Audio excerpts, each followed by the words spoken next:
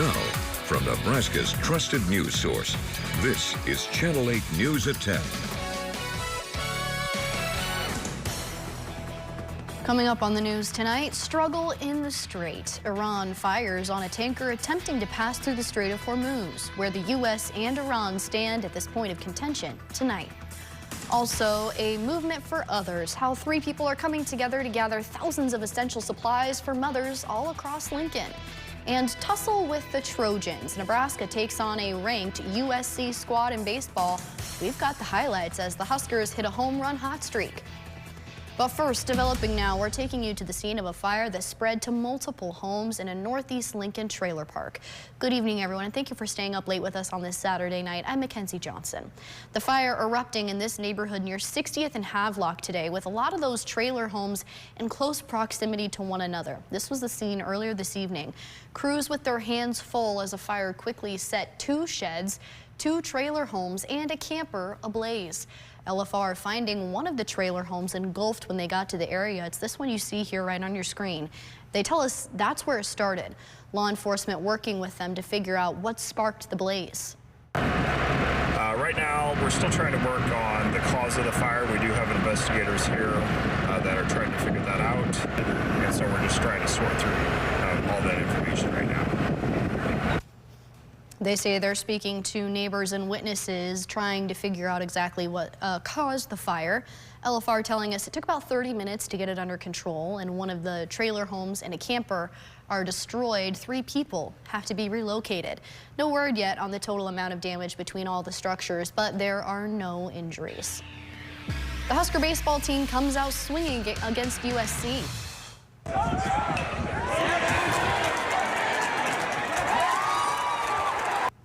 What a day for baseball fans. The Sea of Red in Haymarket Park going crazy after this hit. Nebraska hoping to bounce back after a rough week and get a big series win over 12th ranked USC this weekend. The Huskers have something to prove coming into today, and after an incredible win last night, they're carrying that momentum into today. Let's check in with our sports anchor, Jake Holman. Jake, what a great game this afternoon. It sure was, Mackenzie. Nebraska put on an absolute show earlier today at Hawks Field. The Big Reds started out hot and stayed hot, steamrolling the number 12 ranked Trojans in game number 2 of this series. That late game magic we saw Friday night, well, yeah, it rolled over in today's game as well. The Huskers hosting number 12 USC, and right away, those bats were on fire. Nebraska tallied 5 hits on 4 runs. Just the first inning. Jet Buck with the blooper there to right center. Trojans can't come up with it.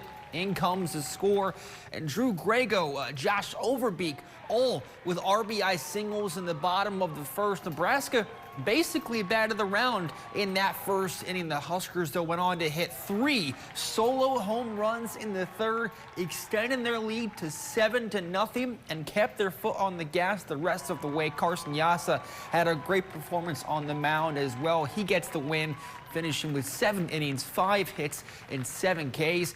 And Nebraska mercy rules USC 12-2, your final score. Drew Grego, a triple shy of the cycle. He had 3 hits on the day, 4 runs batted in.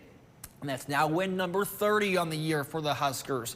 So the series finale will be tomorrow, and the Huskers will certainly try and get that sweep. Now, after dropping out of the AP poll earlier this week, surely these 2 big-time wins over USC will get them back there, but we know a sweep tomorrow would be even better. We'll talk more about this game and this team here in the Sports Over now. Mackenzie, back over to you.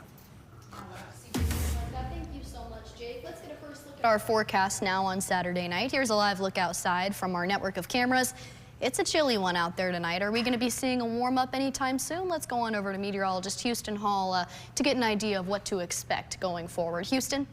That is correct. Tomorrow is going to start our really beautiful weather. I mean, we're talking, I know today was breezy, it was a little bit chilly, but tomorrow will warm right back up without the wind. Hooray. Yeah, today's high temperatures, we got into the 50s across the state. There was only 3 60s, and that was where our Hebron, Beatrice, McCook got the 58 here in Lincoln. The further north you went, lower 50s. Currently sitting in the upper 30s and lower 40s, so just like this morning, that's exactly what you can expect tomorrow morning if you got any plans. Out towards the Tri-Cities is where those 30s are. We're currently at 43 Lincoln, Omaha, Nebraska City, and we got shattering below freezing. So these temperatures are starting to chill out. The winds, yeah, they're going to sleep in some spots. You can see Broken Bow, Grand Island a lot better. And it is pretty dry out there, so with clear skies, really dry air, and then that's what equals cool temperatures. But tomorrow, hey, if you got anything outside, mowing, yard work, golf, fishing, yeah, tomorrow's going to be perfect for that. We're going to start cool, and then we're going to be warming up, I think, to a very perfect temperature of 70 degrees. But then we are tracking a big warm-up going into Thursday, and then maybe some rain and storm chances for parts of the state. I'll show you this whole forecast main weather. All right, sounds good. Thank you so much, Houston. New tonight, a local nonprofit is stepping up to make sure no mom goes without. Baby and Me is teaming up with Remax and T-Square Movers to take in boxes of diapers and wipes for mothers in need across Lincoln. Their goal to ensure everyone has access to essential items. Channel 8's Emma Norwood has the story for us tonight after speaking with the 3 women behind the mission. Emma? We are in desperate need of building our inventory to support these mothers. For many moms, something as simple as a clean diaper can be a daily stress. That's where Baby and Me comes in, teaming up with 2 other organizations to provide critical supplies to families who need a little extra support. I just felt that there was a strong sense of urgency to come together collaboratively in the community to show forth what's possible when small businesses come together. We have T-Square, we have the charging station, Baby and Me, and we've all united as one to stand up for something that is so impactful for so many families here in Lincoln. All 3 women looking to stuff a truckload of 1,000 boxes of diapers and wipes. And for them, their mission hits close to home. I was a single mom for several years. I think Ashley was too. And so there was just that connection and that need. And we felt that we could merge together as women and business owners in the community to really back something that's so empowering. Single mom for a decade for each of us. Yeah. And being able to do this, to have had this back then would have been so great for what we were going through back then. Beyond helping mothers, the fundraiser also proving to be a way to shine a light on those offering that help across Lincoln. We're trying to create an impact from a community standpoint. Being in business, it's easy to be transactional. It's easy to, go on to the next sale and the next opportunity. But with this, we really want to continue a continuous communal opportunity where small businesses and nonprofits are being recognized. That was Channel 8's Emma Norwood reporting. Thank you, Emma. Breaking now, President Donald Trump signs an executive order aimed at reviewing psychedelics. He's ordering the FDA to fast-track a review of psilocybin and ibogaine so these drugs can be made more available to treat mental health conditions like depression and anxiety. He was joined by many people supporting this effort, like Health Secretary RFK Jr., Dr. Mehmet Oz, and Joe Rogan, just to name a few. Marcus Luttrell, the Navy SEAL that the movie Lone Survivor was based on, says this can save a lot of lives, and he says it absolutely changed his life for the better. Some breaking news also in the war in Iran as Iran reverses course on reopening the Strait of Hormuz. Iran reportedly firing on at least 1 tanker attempting to pass through the strait today. Behind me here, you can see what traffic looks like in the strait right now. Officials in Tehran say they'll halt transit as long as the U.S. blockade continues. Here's ABC's Selena Wang in Washington. Today, Iran reversed course on reopening the Strait of Hormuz and fired on at least 2 vessels trying to pass through the waterway. A UK maritime monitoring agency says 1 target was an oil tanker attacked by 2 Iranian gunboats. In audio obtained by tankertrackers.com, the tanker making a frantic distress call to the Islamic Revolutionary Guard Navy. Sepa Navy, Sepa Navy. This is Motor Angastan Marhedal. You gave me clearance to go. You are fighting now. Let me turn back. And Iran says it will keep blocking traffic through the strait as long as the U.S. blockade of Iranian ports remains in effect. American side tweets a lot, talks a lot, sometimes confusing, sometimes, contradictory. Got a little cute. President Trump today acknowledging Iran's actions, but adamant the U.S. blockade stopping all shipping in and out of Iranian ports will stay in place until there's a deal to end the war. They wanted to close up the strait again, as they've been doing for years. and they can't blackmail us. President also claiming Iran has agreed to give up their enriched uranium and work with the U.S. to bring the material back to the U.S. We're going to get it by going in with Iran, with lots of excavators. But Iran flatly rejects that. I can tell you that no enriched material is going to be shipped to United States. We are not going to accept things that they are non-starter. Tonight, Iran says it's reviewing new peace plan proposals from the United States conveyed during the visit of the Pakistani army chief to Tehran, who's acting as an intermediary in efforts to revive negotiations. Selena Wang, ABC News, the White House. And we'll keep you updated on how the war in Iran is affecting prices here in Nebraska on our Now Local News app, especially when it comes to gas. Now, if you've been paying attention, obviously, the Strait of Hormuz has made a huge difference in gas prices here in our area. Citizen journalist Brian showing us prices holding steady for this Lincoln gas station, which is at $3.59 a gallon. You can scan the QR code there on your screen to let us know what you're paying at the pump and to get updates from our Channel 8 team as the prices fluctuate. Well, stay with us. We have more headed your way after the break, including into the night. Orbital Odyssey contestants have been racing all day. How many bike riders are still standing in the endless race? Stick with us. Yeah, and they're going to have a little bit of cold temperatures tonight. Temperatures in the 20s and 30s. But then if they're still biking tomorrow afternoon, it's going to be beautiful. And then we warm up. Show you this whole forecast in a few.